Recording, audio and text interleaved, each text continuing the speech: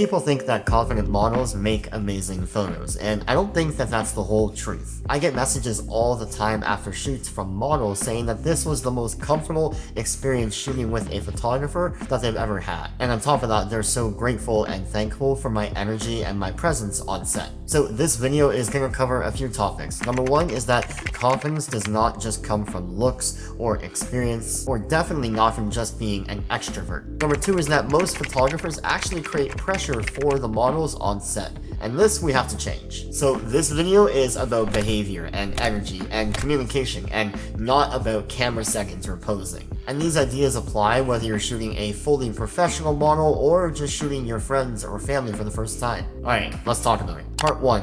Confidence is created before the camera even comes up. Well before the first shot is even taken, you want to build rapport with the person that you're shooting. And that starts with how you first introduce yourself to them, how you greet them, how you break the ice and get to know them. All of these things, all of these pre-shoot activities are going to really have an impact on their confidence on set. And to be honest, a lot of these lessons here go beyond just the practice of photo shoots with models. These are standard communication skills that I think are vital for anyone to learn if you are a photographer, and therefore if you are a freelancer and own your own business and make money with your photography, you need to learn these communication skills. Simple things like eye contact and using their name and actually getting to know them before you start to shoot. And to be honest, I usually bake in about 15 to 20 minutes for this before I start to shoot, because I want to build that rapport and break the ice and get to know them to ease their tension and to get them more confident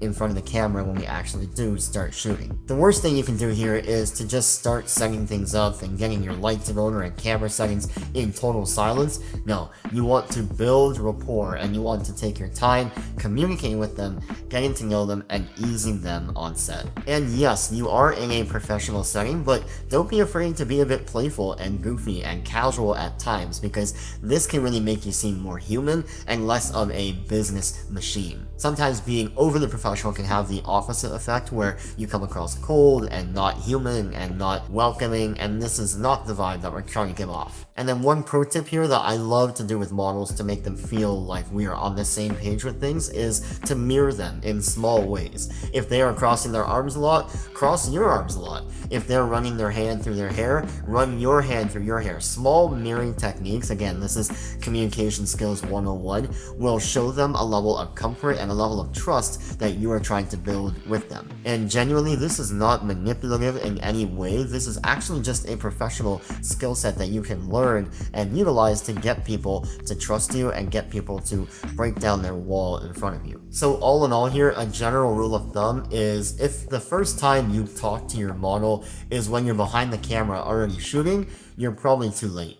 Section 2 is confidence comes from direction and not just talent. Have you ever walked into a new place and not known where to go? Well, that's the same feeling that models have when they're not getting any direction from the photographer, which is essentially like a director on set. So make sure you're constantly communicating what you want, what they're doing well, what they can improve on, and what you want changed just in general to make the vision come to life. In fact, a lot of the time, saying nothing can feel like judgment, even if you don't mean it that way. And I catch myself all the time because I'm actually busy getting the frame and shooting the shutter and making sure the focus is right and the settings are correct, that I forget to talk for 20 or 30 seconds, but then I have to remember, oh no, I need to click in and actually say something to the model. Remind them that they're doing something correctly, or what I want changed, or I'm really happy with the results so far, anything at all. The silence is sometimes what really kills the vibe. But remember that direction does not mean micromanaging. You don't want to be managing every single inch of their movements and of their pose. Remember, they are the model and you have them there for a reason. So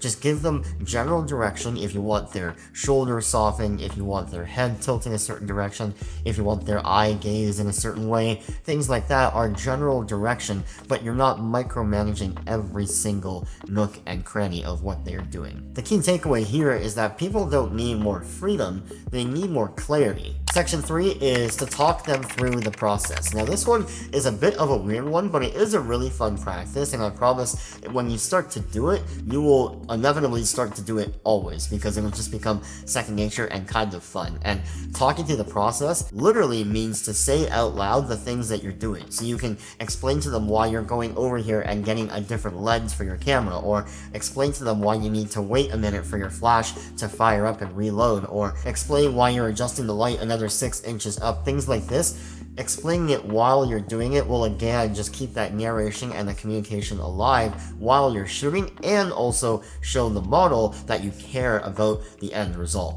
And why this works? Well, first of all, it will remove any self-blame and actually give the model a reason and a purpose as to why you're doing something. Number 2 is it will include the model in the whole process and make them feel more valuable on set.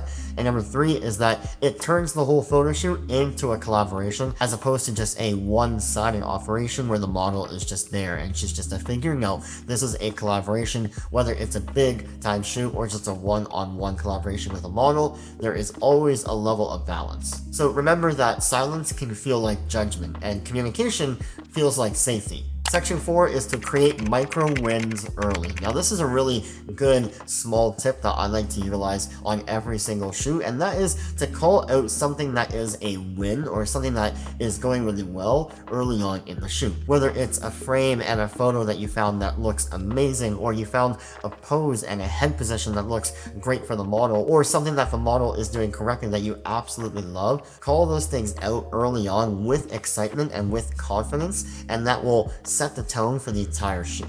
If you wait to do this for 2 or 3 sets during the shoot and you're already an hour in and it's the first call out and the first win that you're mentioning, it might feel like that first hour of shooting was an entire waste. But if you call something out really early, let's say during the first session or the first scene or the first outfit or whatever it is, it can really make the model feel a lot more confident and a lot more safe and a lot more trusting with you, the photographer. Now, this doesn't eliminate the need for further feedback down the line, but once somebody feels like something is working, well then everything just loosens up.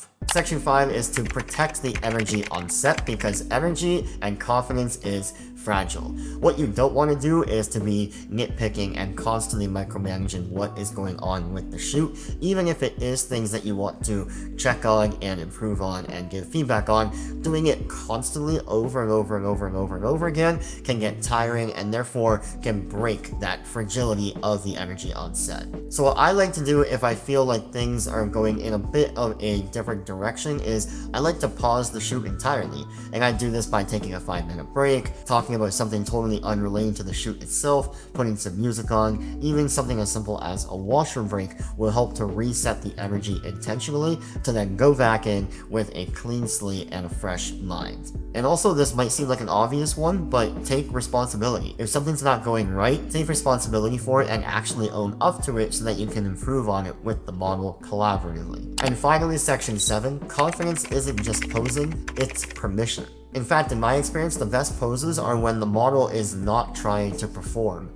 In a recent shoot I did with a model named Luciana here in Mallorca, Spain, I had her do one pose. It was a pose idea I had in my head. You might have seen it in a recent video I posted here on YouTube. And she did that pose. It looked amazing. It looked great. But then in between poses, she did something totally different and totally not asked for by me, which I think resulted in a way better picture. She dropped her arms. She turned her eyes in a different direction, and she wasn't trying to perform what I asked her, but rather she was just doing what she felt was comfortable for her. And she did this because early on in the shoot, I constantly was giving her the permission to do whatever she wanted to do. Move, breathe, move your arms, turn this way, look a different direction. You give that permission to the model, and I promise you, you will create way better posing and therefore way better photographs that you have ever imagined. So some things you can say on set are, there's no right or wrong here, or I'm not looking for perfection here, I'm actually looking for the imperfection in this pose, or we're just exploring, having fun, just casually do this and we'll see what happens. Or my favorite thing to say is I'll give them a direction to do something, like let's say walk down a path, and I'll say,